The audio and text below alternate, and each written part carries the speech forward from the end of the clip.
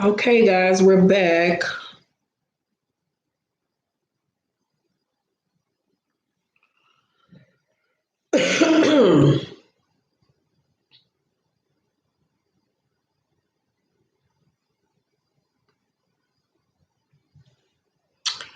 All right, guys, we're back. Welcome to this week's episode of Behind the Scenes Tea. I hope you guys enjoyed my live reading of On God. If you're watching this and you didn't catch it, after you watch this, make sure you go and watch my live reading of my next novel, On God.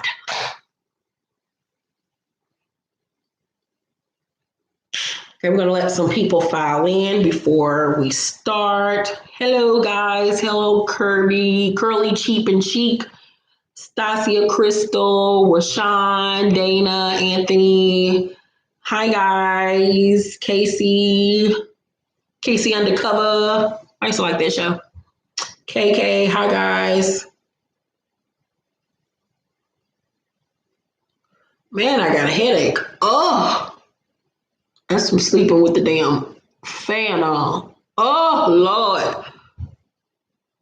I got a sinus headache. Ooh.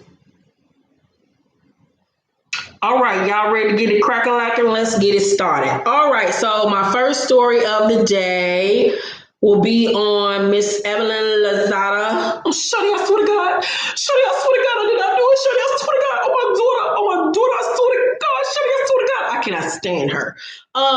It is being reported after she said that she was not returning for the upcoming season of Basketball Wives that Evelyn has in fact started filming. I knew her ass was coming back. Girl, bye. When she said that shit, I was like, girl, bye. She just said that shit to get people riled up. I didn't believe shit that she had to say. But of course, filming is halted because of the Rona. Thanks, T. Love you. Y'all make sure y'all follow Tested with T. Her channel is The Bomb, so make sure y'all follow y'all fellow T Squad member. So yeah, her ass will be back, even though I can't stand her ass. She got a lot of redeeming that she needs to do, and even then I still don't see it for her. So whatever. Also, what's this child name? April Jones still out here talking, and the more she talks, the more she just becomes unbearable to watch. Like all that pretty has just been wasted on somebody that's just so goddamn dumb and just she just has no cool child. Bless her soul. But she went on live to talk about using folks and how we all use each other. If you care, this is what the hell she had to say. Yeah, I mean, I use everybody that I'm in a relationship with, just like everybody uses me. I think that that's like really important, and it's not using like, oh, I'm using you to get this or using like, no, get out of here. But like, it's meaning like, you know, I use you for your love. I use you because I need attention, or you know, because I need affection, and you use me because you need my coochie. Or it's like ha ha he he guys, but in real life, when it boils down to it, we're all using each other. Just like if you're working or if you're trying to level up, we're all using each other. We use each other's resources. It's called using. U-S-E or U-S-I-N-G. We all use each other. It's okay. You can still love somebody and use them. This guy's down. She's made my head hurt worse. Oh, she's just a waste of sperm. Like, oh God. I remember when we actually used to like her. Omarion, I will never, ever, ever, even if given the opportunity, which I doubt will ever happen, fuck Omarion. Because if fucking Omarion and he leaves you, turns you into this child, I don't want it. Because that bitch ain't been right ever since he broke up with her. I don't know what the fuck is wrong with this child. Like, oh, she's so dumb. She's so stuck on stupid. And yeah, we all use each other, whether it's for love or affection or for resources. We all just use each other. Like, yeah, like, girl, go to bed. Where are your kids? Go tend to them kids, especially Ame. Because y'all know Ame, Whoa. You need to be still instilling all the love and encouragement in that little poor girl because she got Omarion's face and it don't fit. That's all I will say. You need to be focusing all your attention into pouring all the love and confidence into that little baby that look like a gorilla. I'm sorry, that little girl's ugly as shit. I said it. You ain't gotta say it. I said it for you. She ugly. Y'all know she ugly. The Armarion jeans look cute on the little boy, Maverick or Maze or whatever the hell the little nigga name is. But when it came to that little girl, some shit did not coagulate right. So you need to be focusing on that and not using folks and patting your pussy and shit all on the internet. Like, girl, you and Evelyn need to be best friends, child, because you both are some tired assholes. Like, ew. I feel like Omarion probably really loved her and she didn't realize until she messed things up by using him. Well, I mean, woo, child, because that bitch is retarded. Okay, so I didn't get to do a review on Shahs of Sunset last night, but for those Shahs of Sunset people that watch, MJ is a goddamn lie. She know damn well that she set this shit up. Then she tried to play it off to her husband, like, and to everyone else, like Reza just walked up on her talking shit. She failed to disclose the fact that she called him a bitch, threw a drink on him, told him and his husband to continue to go cheat and all this. She just tried to play the victim, which to me solidifies that she started all this shit. And like I said on last week's review of Shahs of Sunset, she started this shit and didn't expect for it to go as far as it has gone. Well, Mercedes has took to the social media to slam Reza after his abortion bombshell accusation against her, calling him morally reprehensible as Reza leaks new text messages from MJ amid their ongoing feud. Let me go get the story for you guys.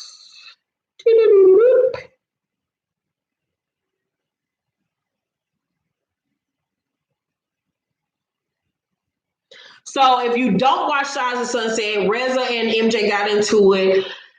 She told him and his husband continue to go cheat and go to Bab's house, and he exposed her ass and said, you had 10 abortions. That's why your uterus exploded, because you had 10 abortions.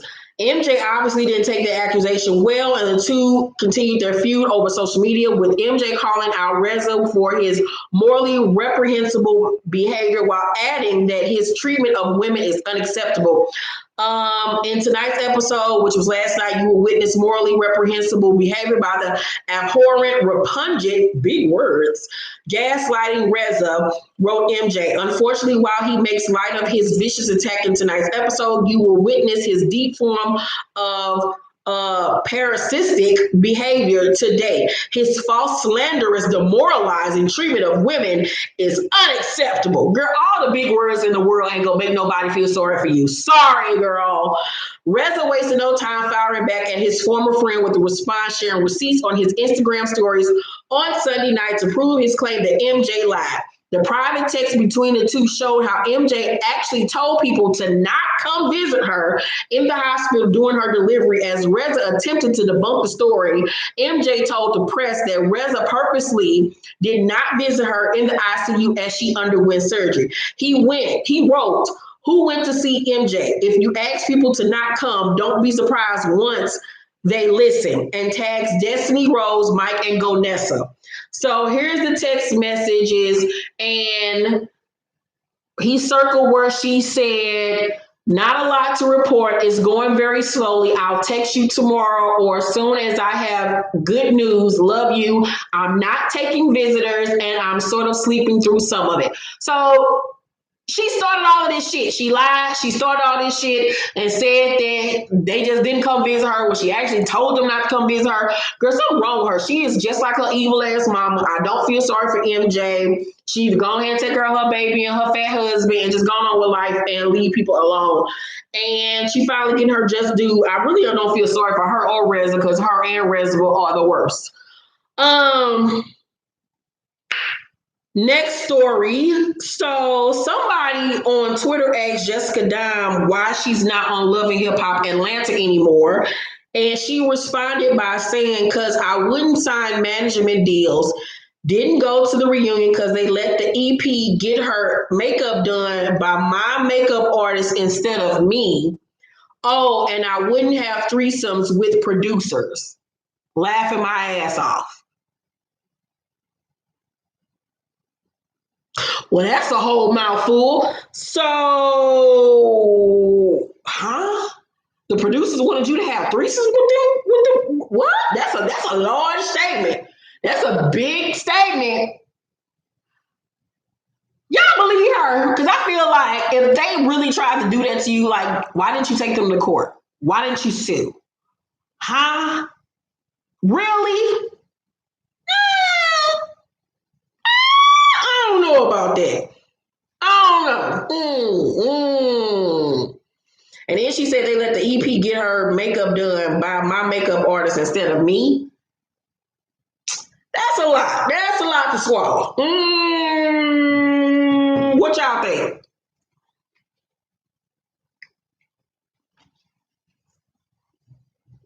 I believe Jessica, the industry is gross. Oh, wow. Well, damn, I believe her. That sounds like a lot, but stranger things have happened. I mean, true. That is a big statement to make, though. I don't know, child. On to Prima Donna and Amara La Negra. So, you know, right now on Love and Hip Hop Miami, Prima Donna and Amara are into it because Prima Donna brought Amara's boyfriend's ex-girlfriend to meet up with them and did not tell Amara about it firsthand. So now they're into it because of this. And the girl came and spilled all this tea about how MJ, Amara's boyfriend, basically is a moocher and a user. So Prima Donna then goes to Instagram and give us an Instagram essay, child, because you know that's the way to spread news now, and said, listen, I understand that shows have their favorites, but let me make something very clear. Amara La Victim, Ma knew that Annie was coming to brunch. I told her weeks before. I warned her against show rules, but I didn't give a fuck. I thought she was cool and deserved to know she was cool with the scene. Mind you, she took off the wig and tried to look her best that day for the brunch with Annie and I. Anyway, she was down because it would bring attention to MJ, aka Paycheck, and also because she thought she could control the narrative and it wouldn't look so bad from an ex of 5 years ago. Than actually bringing someone she didn't know and be put on blast for real. Now, what I don't appreciate is the show now, knowing the truth, didn't handle their business and edit the scene correctly, because y'all know damn well I didn't just nod my head and listen to that bullshit. The show won't expose you, but I will hold. So stop playing a victim. The gig is up. Wasn't shit messy. You knew. But okay, now you contradicting yourself, because on the episode when she confronted her on last week's episode when they got into it outside the brunch, and Amara said to her, I don't appreciate the fact that you brought that girl without letting me know. And she was like, see, I can respect it. I understand it. So I'm not understanding how now she's saying that Amara didn't know. Like, which one is it? Did she know or did she not know? Because the way you acted on the show, you acted like she didn't know and that she was in the wrong. So I'm confused. And then she said, I'm no bully and I hate fake ass shit. I don't like how they portray me as a shit starter. But at the end of the day, what makes matters worse is I was real enough to look out for you. And yet you're so lame and fake and you can't even tell the truth, because then you wouldn't be a victim anymore. The truth, I'm not. Keep quiet to keep your storyline rolling. But then here's the scene. Hold up. If you chose not to call me before, you could have done it while we sat down and say, by the way, I am bringing somebody else to our lunch date, and you didn't do that. So at the end of the day, if I feel some type of way, I wish you would understand. If you don't, my respect, that's fine. You see that? I respect that 100% wholeheartedly. But why did you keep looking for me there? Listen, I chose not to talk to you because I didn't want to do it in front of the people. Why we have to do it there? You did it. You made it so obvious. Could you agree that you did make it obvious? Why? We come to a common ground. I did. Thank you. And I thought that was hint enough that I didn't want to talk to you there at the table with everybody else. This is not about you or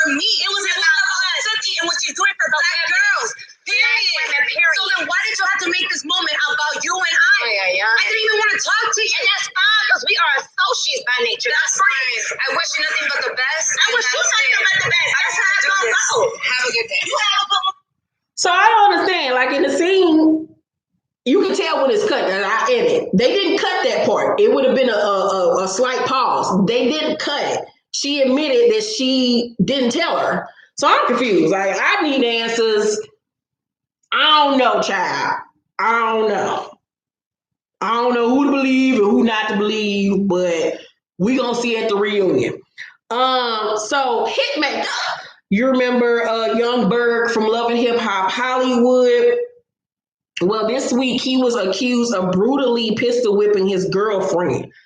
So, in the report that is classified as intimate partner violence, the woman claims that the incident went down at a private residence in Los Angeles around 5 o'clock a.m. on Saturday morning. Apparently, the suspect and victim became involved in a verbal dispute.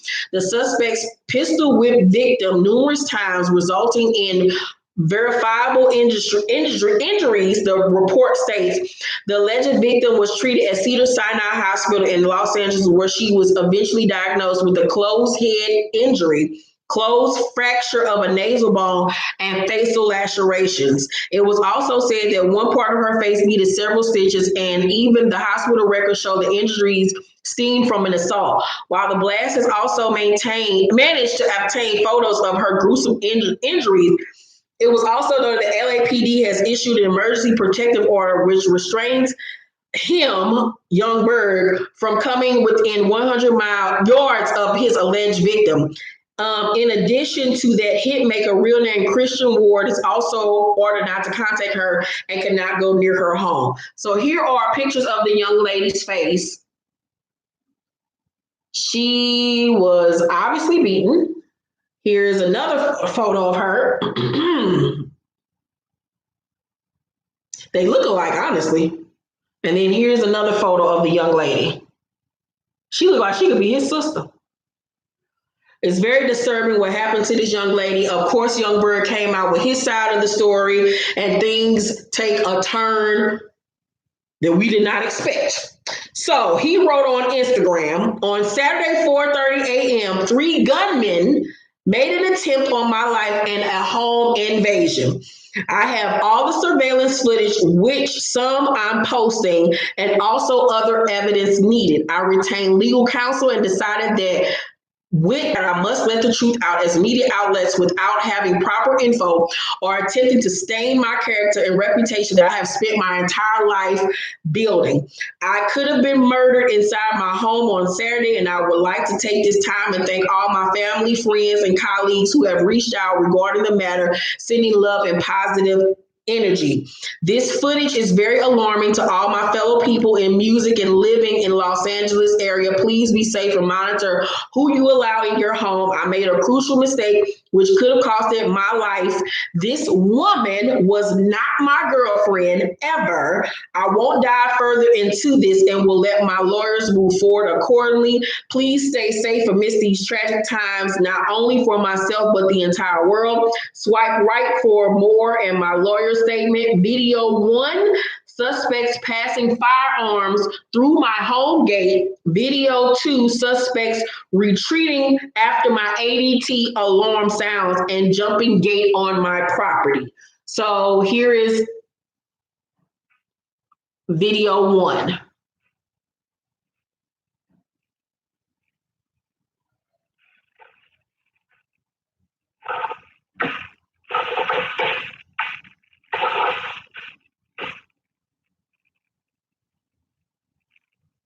This is a mess. These niggas need to be more careful.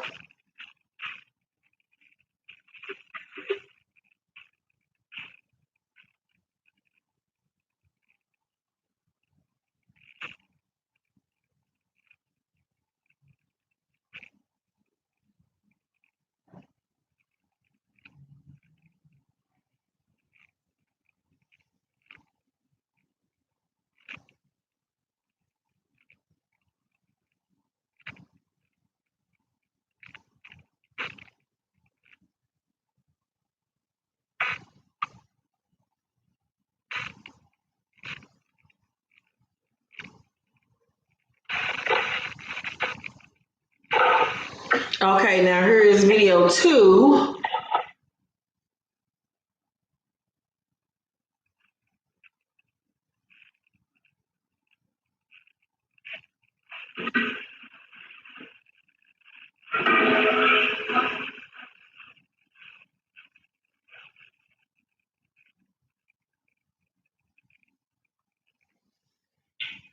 Oh, you see the other boy running.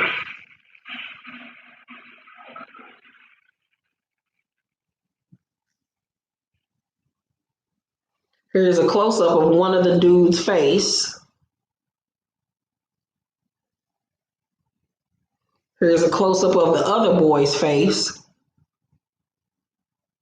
Dummies, they don't even know how to burglarize right. You got your whole face out, fool. Here's another photo of one of the boys.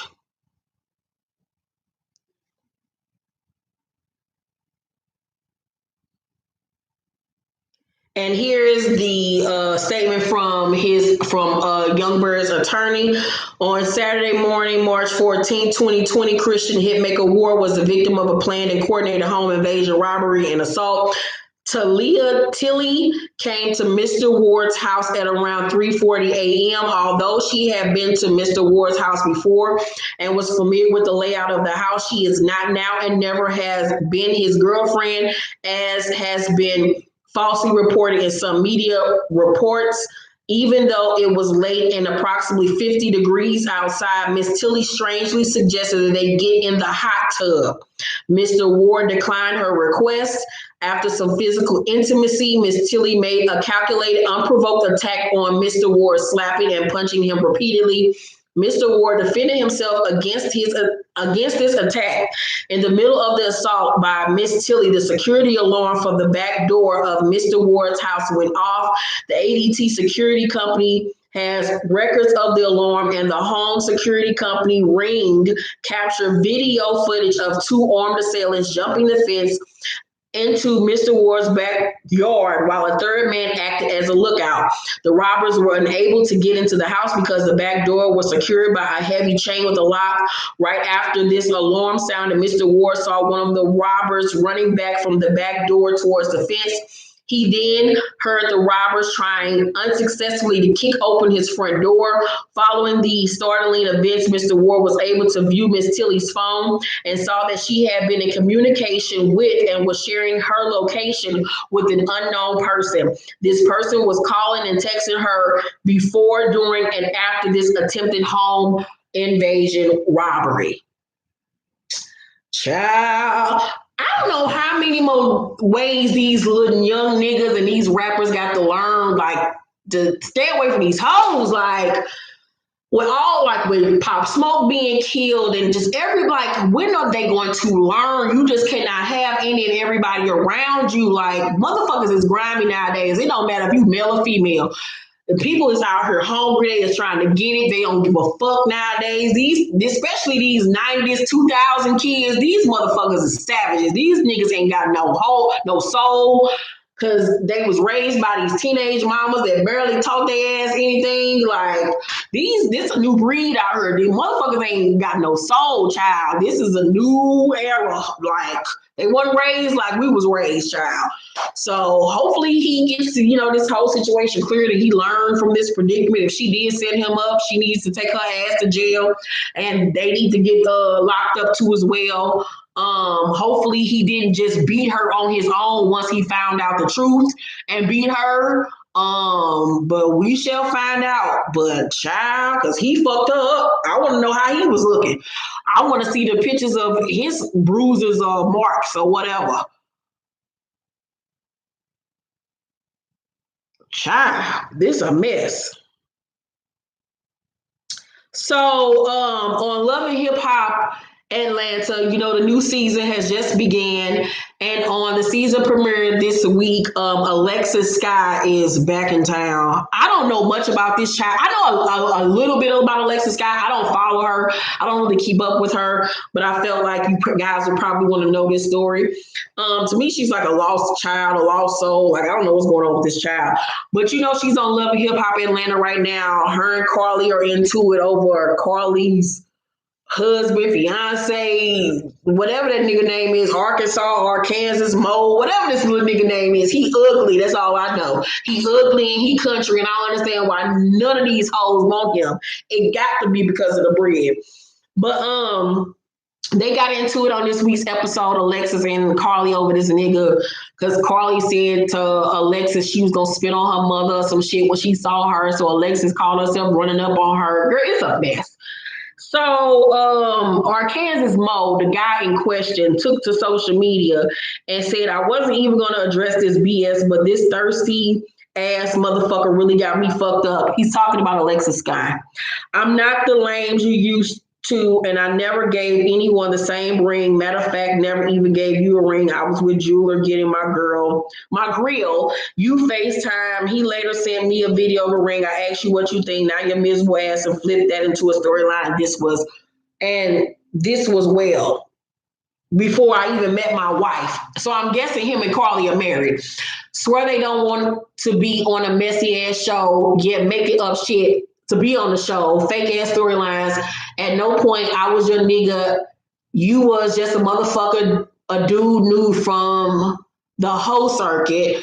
Truly need to stop swearing shit on your kid. Damn sure need to keep my name out your mouth. And when I met my wife, I wasn't even dealing with you. No communication or anything sad what people do and say for a little ass check and few minutes of fame. Only show a motherfucker need to be on is Maury. P.S. Don't forget at Solo Lucci, my brother, we can talk truth. So then Solo Lucci got in the comment section and said, and this week on when the shit hits the fan, they trying to slander my boy name. No, nope, not having it. Motherfuckers be big friend. All this ebonics and unspelled words and misspelled words and no commas and abbreviations. All God give me an aneurysm. Woo, Lord. So if you don't know what happened on Love and Hip Hop this week, here's what happened. Alexis used to talk to my man Mo a couple of years ago before we even got together. A few months ago, I got dragged to some drama between them, and then I had to threaten Alexis' mom. He was in love with me. I said, baby, you can have him. I don't want him. He gave her my ring and everything. She just started flipping out, took Mo's phone, called my mom, and then was like, bitch, I'm going to spit on you and your daughter every time I see you. But Alexis and none of my friends know I've been going through the darkest. So then Alexis called herself running up on Carly. Child. So Alexis, of course, responded because you know that's what they all do. And she came with some receipts of her own. And I guess this is a DM conversation between her and this Arkansas Mo. Like, how are y'all fucking with a nigga that call himself Arkansas Mo? Arkansas Mo. Arkansas Mo. What in the fuck is going on, Jesus? What? Oh, God. So he reached out to her January 3rd of this year and said, sorry to bother you. Happy New Year. Hope baby girl continue to be blessed. Hearing rumors again, and they could be false, so I'm not going to assume and acting as I'm being told you are speaking on the past situation with Jamar to networks. The same situation that we went to court for, and the court found zero wrongdoing on my part. However, him and I do need to talk. I'm not sure if you are aware, but attorney did a gag order. I'm not beefing or anything, just want to clear the air. Funny how things have changed. I went from being there for you many years, tried to help elevate you with business, etc. So to this, same with Akbar, I remember helping feed her kids, lights, rent, etc. And then she responded and said, you took money from my family. You and Jamar had whatever deal and you ran off. My problem is Carly said she was going to spit in my mother's face and mine. And then here comes Summer Bunny out of nowhere saying, well, Arkansas been tricking on all of us. It looks like he did pay for my boobs back in 2018. I was wondering why I started getting a lower allowance, laughing my ass off. Yo. And then she posted screenshots from their conversation where he was laid up in the hospital and he said to her, I've been in the hospital. My shoulder was acting up. Fuck Vegas. Come here. Seriously. What about? We about to hit the refresh button. Matter of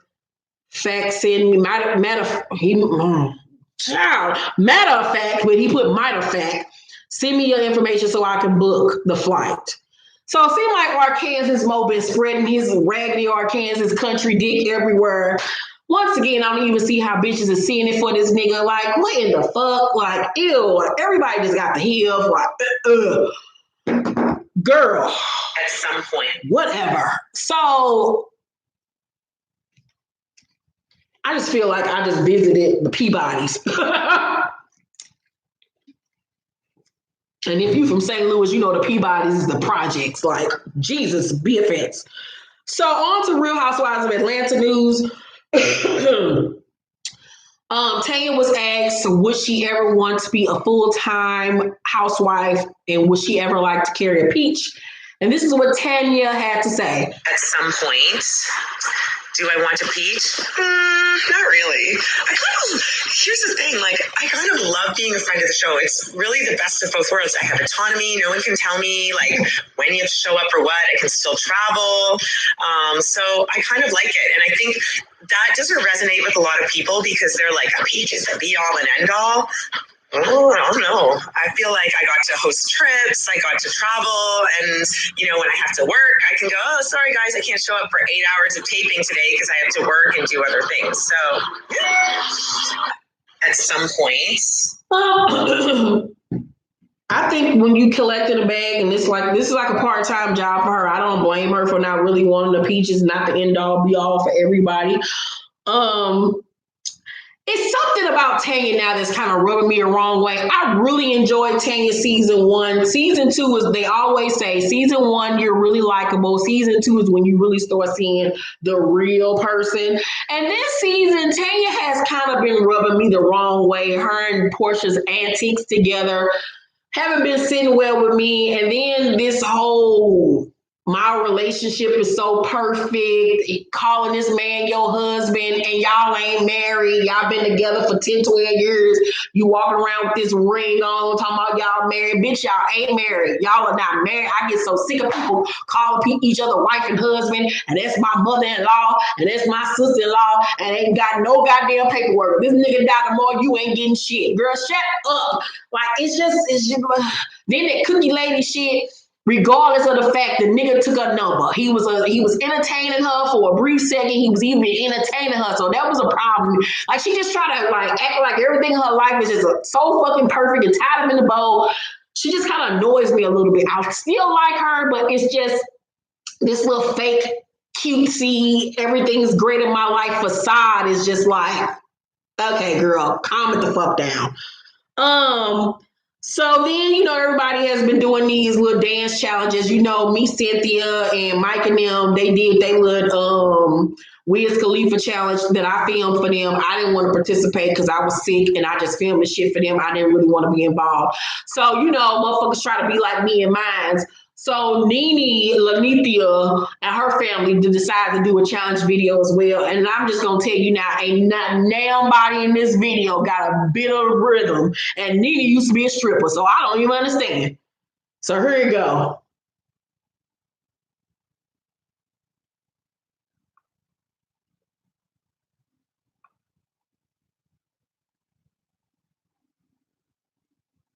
Oh, God.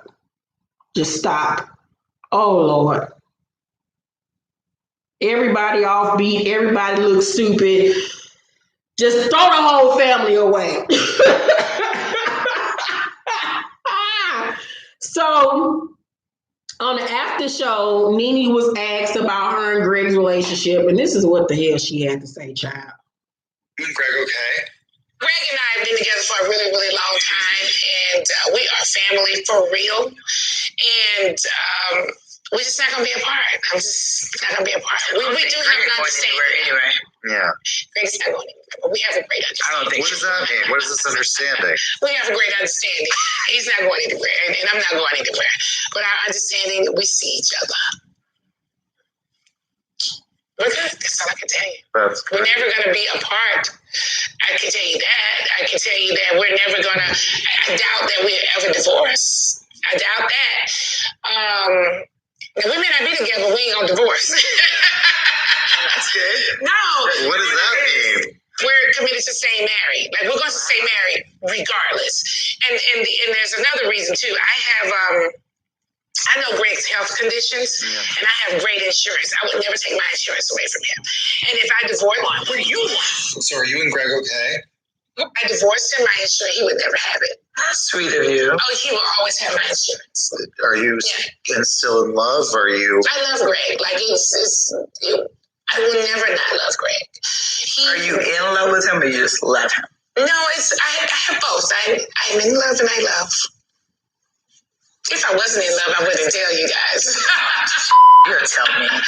You said that you and Greg have an understanding. Does that mean you date other people or anything like that? If we did, we wouldn't tell you. Well, that's fair enough. Fair enough. I divorced him, my insurance. Now all of a sudden she wouldn't tell us. Then on other publications she's saying she got an open marriage. Like, which one the fuck is it? Like, I don't even know. I don't even know. I can't keep up with her and her foolishness and her antics, child. Next case. Anywho, so Nene also has just been, this quarantine is really making this bitch go crazy. So she then went and took to her YouTube channel to say this about Kenya. The reason why this girl has held on to an argument with me all season to the end. I tried to tell Portia. I don't think Portia got it until maybe just recently. She did all of that because she wants to make sure she has a seat beside Andy. And Portia was sitting in that seat, and Kenya was sitting all the way on the end. Okay, so Kenya just want to make sure that she's able to get back in that seat. So she need to hold on to an argument with me all the way to the end. And really, at the end of the day, what I was trying to tell Portia is that she was doing it to kick you out of the seat. Because every time you confronted her this season, she was like, now, Portia, you're not in it. She didn't want to engage with Portia in an argument. So that was her whole strategy in the first place. It doesn't matter to all these girls where they sit, but to Kenya, she wants to be that girl. So she wants to be able to sit beside Andy.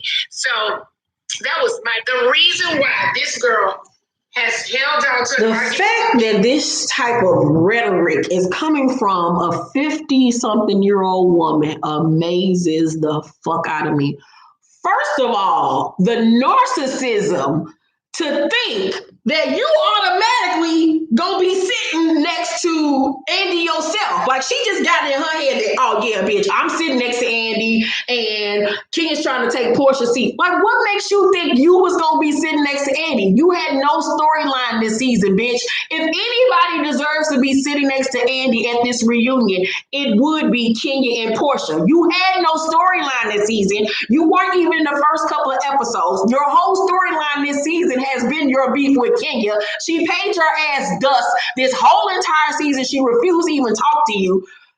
Logically, your ass would be sitting at the end of the couch. Like, the fact that she just automatically thinks that she gonna be the one sitting next to Andy because she's an OG says a lot. And that's why Andy and them is cleaning the fuck house and getting rid of all these goddamn OGs and giving them fucking pay cuts, because these bitches have become so fucking entitled. Like, the entitlement just cracks me up. Like, Nene pulled let's be honest, whether you like Kenya or not, Kenya has carried this whole fucking season. She carried the whole fucking season. Her and Portia carried this season. Her more than Portia, but Kenya carried the season. Nobody else had any beefs. Nobody else did anything over the top. Nobody did anything for real. Kandi didn't have no damn storyline. Cynthia only storyline is this shit with her and this man. Portia and Dennis and his cheating. Tanya ain't got no storyline. Marlo ain't got no storyline. Eva only got a storyline because she pregnant, but we'd have been there, done that. Like, nobody had a fucking storyline this season. Without Kenya, there wouldn't have been, the season would have been fucking boring as shit. So the fact that she even thinks that she is just going to be automatically sitting next to Andy cracks me up. I hope Andy take her ass down the sides and put her ass on the end of that goddamn couch. He better not do the whole, what's the hierarchy, because she been here longer. You see how they did Vicky ass. They wouldn't even let Vicky ass come out. They had Vicky ass waiting for 5 fucking hours before they even let her ass come out and sit on the damn couch. They are tired of these old bitches.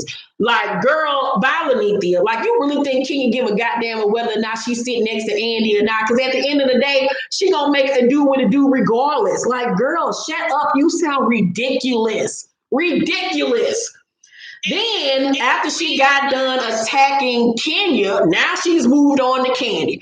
And I can't wait for this goddamn reunion. I can't wait for this coronavirus shit to be over with so they can film this goddamn reunion, because I am loving that it will be Kenya, Kandi, and Eva against Nene ass, because Nene ass deserved to get taken down to size. So now she set her sights on Kandi, and this is what she has to say about Kandi. All her stuff being mean and nasty in her interviews, yelling and doing all that for no reason, like ain't nobody over here did nothing to her. It's so interesting to me how she doesn't want Phaedra to be back over here on the show. I mean, you know, you so just let, why you can't face Phaedra? Why can't you? You gonna run off the show when Phaedra come back? But you're so happy to see me sit here and beef with someone. Let us see you and Phaedra go toe-to-toe, girl. Let me see you get your rings together, okay? You're so busy telling them that you'll leave the show if Phaedra comes back. Let Phaedra come back. I mean, tell them that, yeah, let Phaedra come back. Mm-hmm. Let Phaedra come back. Why are you scared? Why you so interested in talking about everybody else's beef? Let us see yours with Phaedra. Bring Phaedra back. Come on, Phaedra, get into it, okay? Kandi is always doing all her stuff.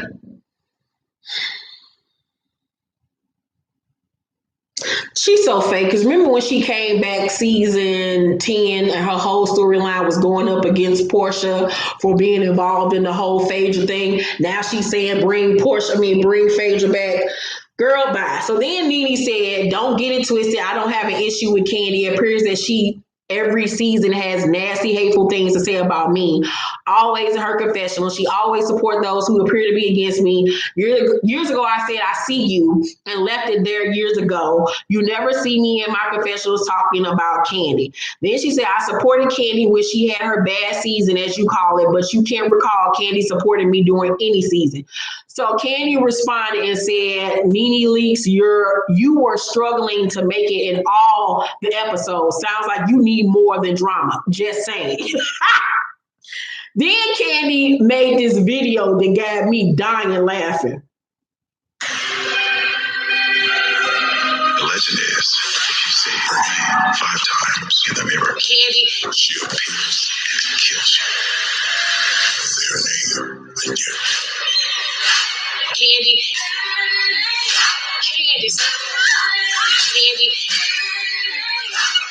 Kandi, don't say that.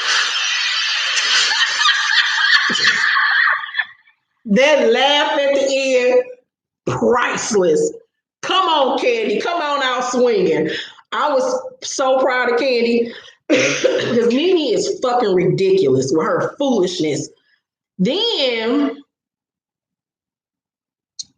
she went on her YouTube channel again to talk about Kandi, and this is what she had to say about Kandi. I think me not having my own show has been due to certain people not wanting me to have a show. Why only one person over here get to do a show every season after our show? It's weird. To me, it looks really shady for one person season after season after season gets a show, and it certainly isn't by choice. It is definitely a reason why someone would be trying to hold you back from not doing something. Somebody is afraid that you will be bigger than they are. It amazes me how everything wrong in Nene's life is somebody else's fault. Somebody's hating on her. Somebody's trying to pull her back. Somebody's afraid of her being bigger and better than them. Girl, you are a one-trick pony. It's a reason why you haven't been picked up by any other networks, been on any other shows after Glee and after the New Normal. It's a reason why you don't have a spinoff show. It's because of you. And to prove it's because of you, Kandi had a whole conversations with the producers why she did her confessional. And this is what the producers had to say about why other housewives don't get spinoff shows. You want to be this go-getter, and you want to, I mean, you want everyone to benefit. You want your company to benefit, you want the employees to benefit, you want yourself, your family, your coworkers, everyone to benefit from it. But I think there's also, you and Todd both have the knowledge of what it takes to produce. You guys wrote something. Hold up, the connection was messed up. Hold on, let me play it again. You want to be this go-getter, and you want to, I mean, you want everyone to benefit. You want your company to benefit, you want the employees to benefit, you want yourself, your family, your coworkers, everyone to benefit from it. But I think there's also, you and Todd both have the knowledge of what it takes to produce a TV show, and that's not saying that you have an advantage over anyone, but you know what it takes, and I guarantee you, I don't know the backstory, but I guarantee you that you guys wrote something up. You pitched it to True Entertainment. You probably pitched it to quite a few other people as well. And there was something there that then they got to, you know, Right. yeah, is that you already had an idea in mind. You know that it takes this. You need an antagonist. You need, you know what it takes. You need a beginning. So you can watch Kandi's latest video, How to Get a Spinoff Breaking News, and her and the producer doing her confessional broke it down. Yes, Nene has had one spinoff, and that was her wedding spinoff.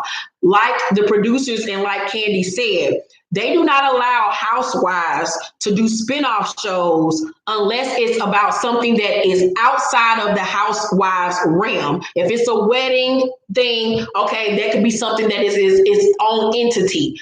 How Nene got her wedding special, how Kandi got her wedding special. But if it's something that can be shown on the show and that's a part of your storyline, they don't want to film that. And Nene doesn't have a storyline outside of anything that cannot be filmed on the Housewives. She wants a spinoff detailed about her family. That's a part of her storyline. Like the producer said, Kandi has given them the ski trip thing, the escape stuff. Now she has the OLG thing, spinoff. It's stuff that's outside of her actual storyline for the show. You have to watch the Kandi's video where she talks to the producer. It was very informative with everything that they talked about. And it's either you got it or you don't. You can't blame that on Kandi or whatever. You can't blame that on her that she's a better businesswoman than you are. Like, everything is everybody else's fault. Like, it just gets on my nerves with this woman. Like, I just want Nene off of my television screen. She is not who she used to be.